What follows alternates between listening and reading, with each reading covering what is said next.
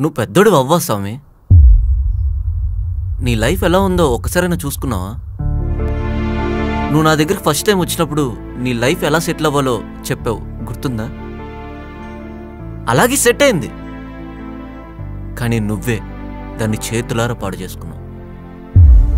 ఇప్పుడు నువ్వు పాడు చేసుకున్నావని నిన్ను చూసి బాధపడాలనుంది, తిట్టాలనుంది, స్వామి శరణం చెప్తున్నా కొట్టాలని కూడా ఉంది.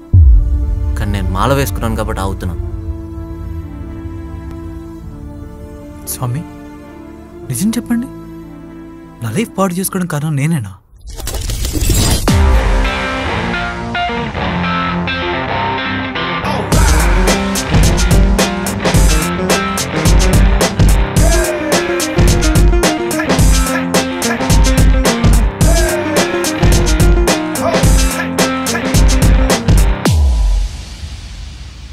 ఏ ఎవరు నువ్వు? ఎక్కడున్నావేంటి? ఆఫీస్